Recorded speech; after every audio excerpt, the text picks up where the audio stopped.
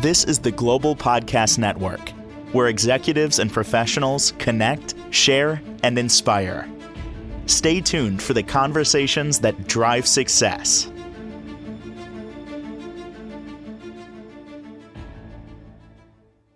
And welcome back, everybody. We want to give you peace of mind when it comes to your finances. And life could be okay, everything's all right, and then you start looking at your credit card statement, then you start getting anxiety, then you start thinking about all those subscriptions you may have, and on and on and on, the high credit score or the low credit score. The goal is the high credit score, but the high interest rates on your credit cards and all of that. Financial freedom is what we're talking about, and we're going to center, or at least start, with your money mindset today. He is a financial coach, offers lots of insight, lots of tips. So great to have him back here. Richard Michael Toral is on the program. How are you doing today? Hi, Steve. Thank you. Doing well, doing better. How are you?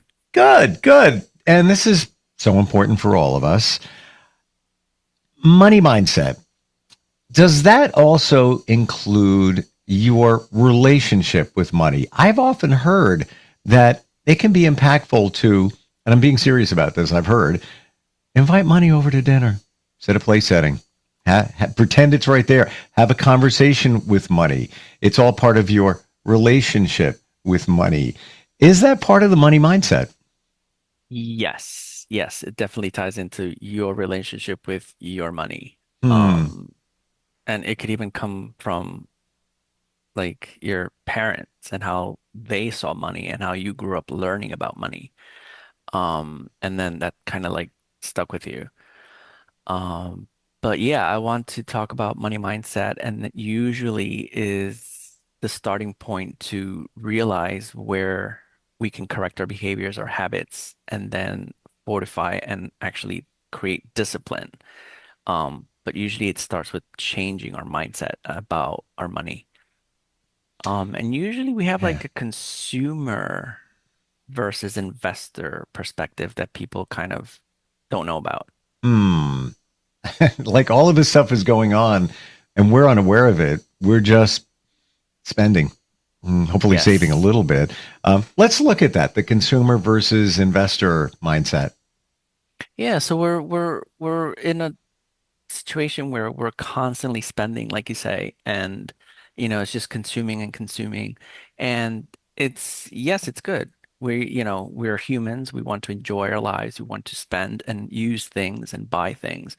But like my motto too is like we want to bring balance to your finances. So where's the balance? Where is the investing portion of that mindset? So if we're constantly consuming and spending on consuming, then all our money goes out the window and then we don't have anything left to invest. And that's the balance that I'm trying to bring to people. It's like, okay, let's switch our mindset, not so heavy-handed on consuming, but also open up to investing. Is there a rule of thumb in terms of investing, how much you should put away? Yes, the rule of thumb that everyone in finance talks about, they say it's 10% of your income, your take home. And I feel like that's a little low. But it depends. It depends on, how much you're getting paid, how much you're spending, what your budget looks like. And if we tweak the numbers and you set values to say, okay, I'm not going to spend $1,000 on eating out at restaurants a month anymore because it's just draining me. And, those are the values that you have to change. And you want to say, okay, I'll put a cap of like $400 or $500. So then you'll have something left over. And then that's what you want to start investing with. And I like to use percentages because when people get raises, sometimes they keep the dollar amount constantly throughout every raise or every year. And they never grow their investing potential or their saving potential. So by using percentages, if you get a raise, that 10% grows every year that you're investing or trying to invest. So here's the elephant in the room question. Most of us know, that we should, guilty as charged with the eating out thing. I'm right there with you. how do we stick to it? How do we, if you make that plan, how do we not cave in and, oh, we just got to call, three friends or meeting at insert name of restaurant. Now you got fear of missing out. And it's like, but I did say I'm not going to spend. I'm not going to, I'm only going to eat out once this week. Now they're calling me. What do you do? And there's going to be some latitude there at the same time, but for the most part, how do you stick to your plan? Budgeting. Which leads to the next topic too. It's like you have to track your expenses to know, first of all, how much you're spending. Um, Usually it's an eye opener. When you write everything down for the month that you spent and you multiply that times 12 and you see how much a year you could have Mm, invested, mm, it usually becomes an eye opener for people. And then they're like, okay, I need to start saying no a few times. Not all the time, yep. but a few times. So that's usually the mindset where people have to like switch and say, okay, hey, listen, friend, best friend, we'll go out once this month. Next month I can do twice a month, So yeah, there's give and take. So maybe this month you were a little over budget. You can adjust next month and try to come in a little under budget. Um, but it's also the mindset of living below your means. So if you put everything down on paper on a budget to track how much you spend and you compare that against your earnings, Mm. you get to see if you're hitting the target or if you're living above your means. So if you're constantly swiping your credit card and rolling over that debt every month, there's a problem, there's a spending problem, so that usually is eye-opening for people to write it down and see that they're actually spending more than they're making. And you're like, whoa, no wonder. Like, I have all this debt, and that's when they make that switch of like, I need to cut back. I need to cut spending. Maybe I don't need to have Netflix and Hulu and Paramount and all of them. Let's have one or two, the ones we use the most. And that's where you start to cut budgets and, cut items out and set values, set priorities. And then you say no to certain things so that you can say yes to other things. The budgeting thing, it's the thing that we don't want to do because now we feel like we're controlled and it was fun before that, but you could go out to eat three times a week if you put a budget on it so that every time you go, skip the espresso martini, Steve. Don't do it again. They're $16 at least in most places. Things like that. If you start to pull back on those and be mindful of it, then I guess you could go three times. You just got to cut back. You know what? I'm gonna have a sandwich at home, and when I go, I'm gonna still hang with my friends, but I'm gonna buy a $14 appetizer instead of the $30 entree with a beverage, beer, whatever it might be. Then now it's going to take you up to the $50 range and all of that. It can be done. You just got to plan for it. Yes, yes. Hmm. Um, while we're on budgeting, any tips that you can share with us? Um, you have to stay consistent. Mm, And mm, it changes month to month. So, January is all about, New Year's and new me and gym subscriptions and, you know, March, April may come along and you get hit with tax season and you have other different expenses. So you have to think about the whole full year and what you're going to spend on each month to purposely and mindfully create an honest budget. I hear the term honest budget. And that's what it is. It's like, don't leave out the haircuts, $50 nails when you go and get your nails done. Don't leave that out. Put everything in your budget. You got your haircuts, you got your nails done. You have to go and get facelifts or whatever. Self-care is important, but write it in the budget. This way you're not surprised when you're like, I have a $200 purchase for a salon, and you're like, okay, I need to charge on my credit card because I'm out of cash, or I didn't predict for it, or I didn't plan for it. So budgeting, you need to sit down and be honest and put everything down. And then you'll probably start to see like you're way over target. Like I don't make this much, but I'm overspending. So then it's like, okay, what? I live a minimalist lifestyle. I try to minimize a lot. So it's like, what can I cut out? Do I need to have five different, you know, subscriptions for streaming services? No. Which are the ones that I use the most? Which are the ones that I love the most? Let's keep one or two. Find that balance. And then your budget becomes a little more balanced. And then you'll start to see that you have a little bit more left over. The more priorities and values you set, you'll have more left over to start doing something else with that. Isn't it amazing how it all adds up? Because I'm just thinking the math here. I get a cup of coffee at the convenience store, $3.40 every day. And it's my little treat. I don't need caffeine. I just, I like a warm cup of coffee. And, hydrating, I guess you want to say too. And it's the extra large one, $3.40. In a year, I'm spending about almost $900 on coffee. Like you think, wow, it's just $3. What's the big deal? It's amazing how it all adds up, right? Yes, yeah. And you're speaking about coffee, which is minimal, Mm, but another thing we have an issues with is impulse buying. It's tied to your emotional spending and how you feel and how, everyone just that one click on Amazon or like, it's so easy, like they're scrolling because they're, not, they're bored and they're scrolling and they're like, oh, I can buy this. I can use this. I want this. And sometimes it's small expenses that add up over time. And sometimes you're talking about like bigger expenses, you kind of, and we call it lifestyle inflation mm, because you're like, oh, I got a raise this year. So guess what? I can spend more.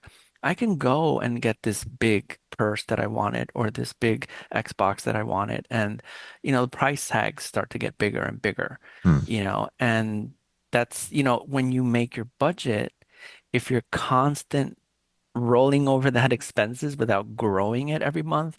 But then if your salary keeps growing every month, then you'll actually have more and more and more each year to start investing.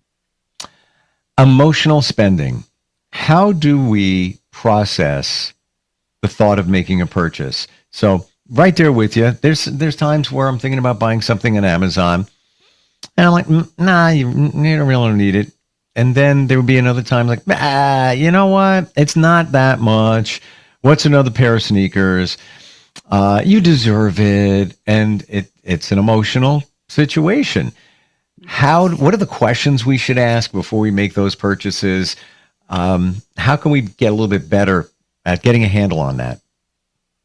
So, yes, I guess the questions are, do I really need this? Or does this match my values? Does this match my investor mindset that I want to develop? Does this match my budget? It might be out of budget, you know. Mm, Um, so and a way to get around that too is like add it to your cart, leave it there, hmm wait 48 hours. Yeah. And if you forgot about it, then you really didn't need it. And if you come back 48 hours later and you're like, oh, wow, this is still here. Like, I guess I don't need this anymore. And you can delete it. Or if you come back to it and you're like, you know what? I still need this. And sometimes Amazon will give you a discount for even waiting. And they're like, hey, you forgot this in your cart. Here's a discount. That's it. That's a great point. And I'm at a purchase that just arrived at my door about an hour ago. Sometimes I make smoothies with protein powder. So I found a certain brand. They say it's really good. It's a little more pricey, but it gets great reviews and it's legit. I believe it's good. So I'm like, well, I can get the vanilla, but it'd be nice to have the chocolate too and change it up. If I buy both, it's going to be like $48 per container. That's like 3 pounds. It'll last quite a while. And that was my rationale. It's going to last a long time. A lot of meals coming out of that, breakfast and things like that. But I put it in the cart and I sat there with it 24 hours and went back and it went from $48 to $38 per container. I was like, all right, it's almost like the universe's way of saying, you're good with that. Click, click, click buy. And I did. But to your point, and I wasn't even expecting the discount, but they know you're putting it in the cart. Delayed gratification right there. Mm, yeah. Yep. And I did try to use rationale with it. Do you really need the other flavor?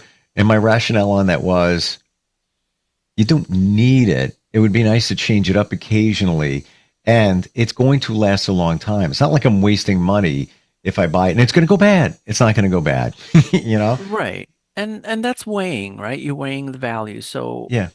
I would rather buy the big protein because I do that too. I buy the big protein bag and I buy two of them because they're buy one, get one 50% off.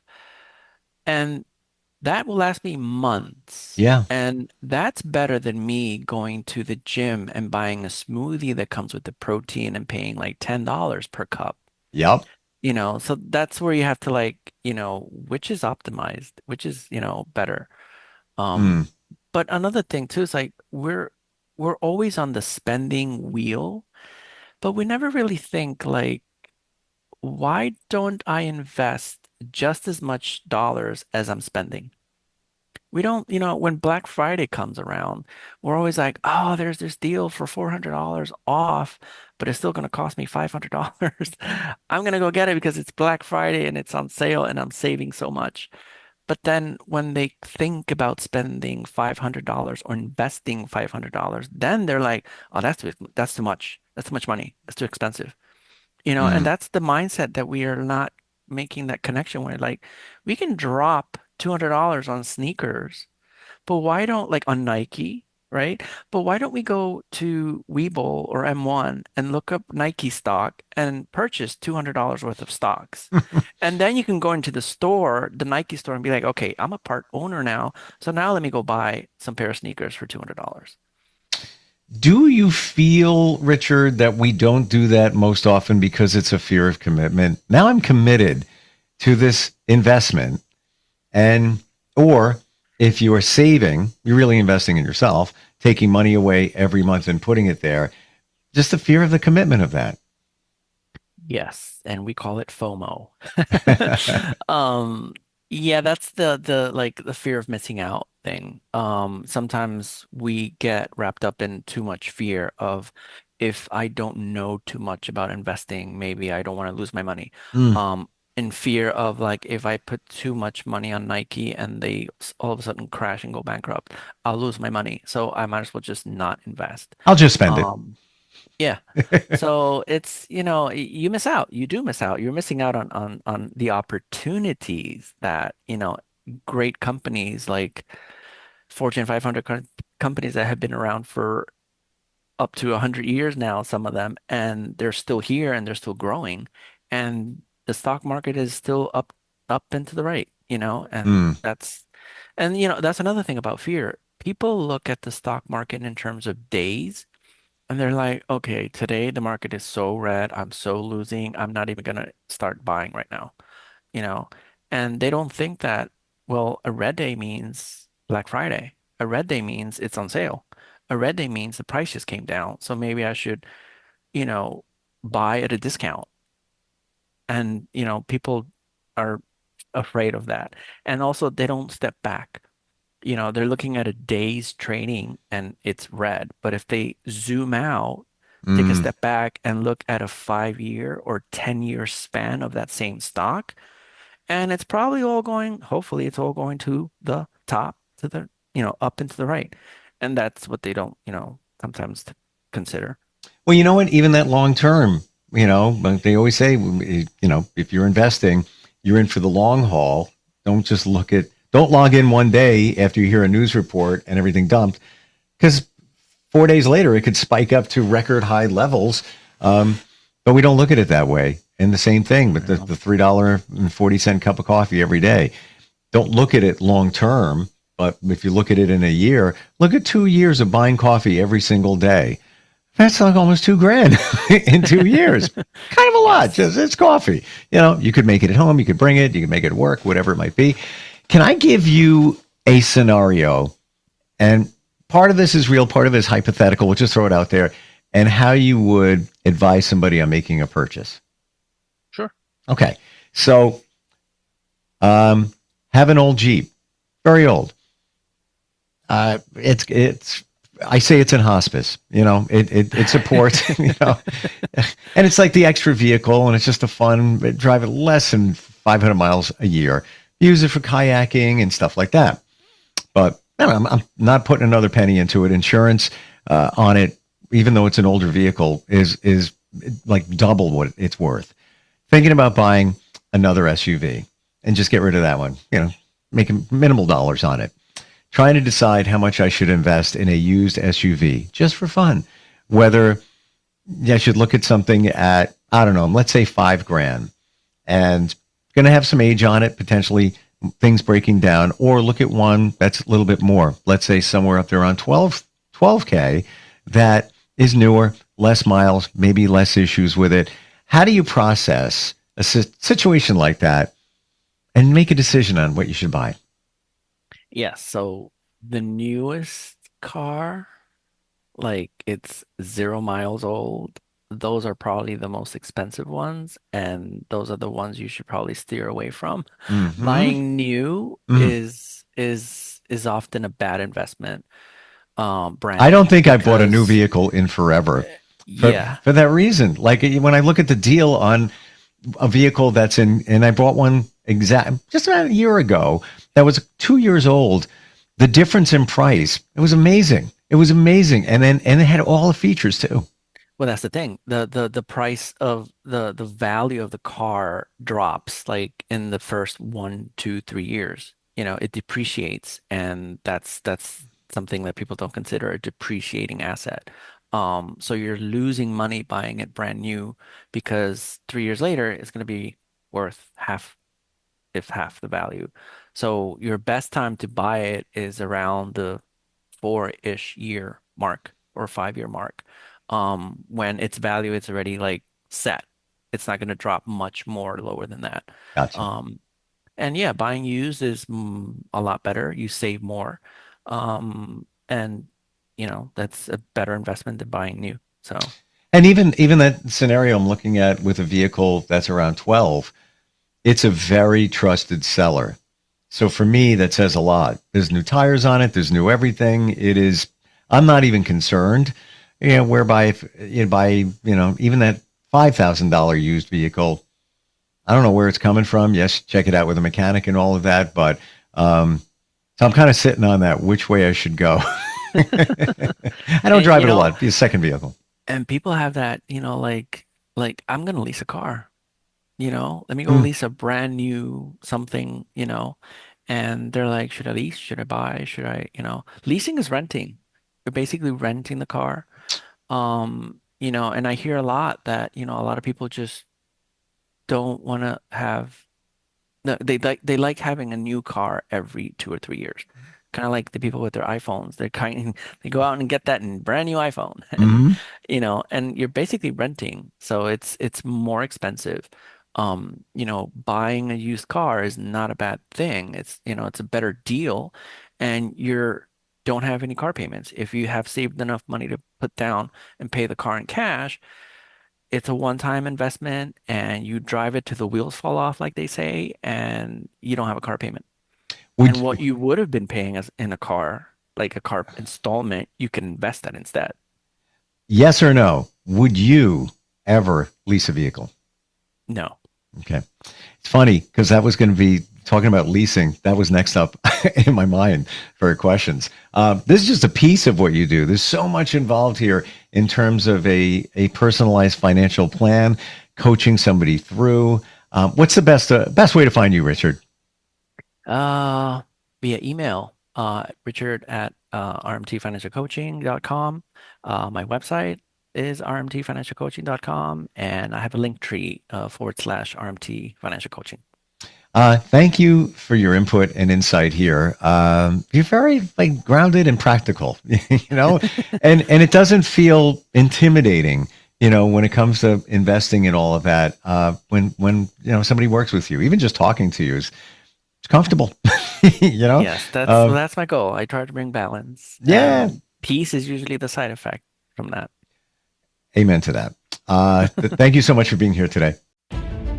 This is the Global Podcast Network, where executives and professionals connect, share, and inspire. Stay tuned for the conversations that drive success.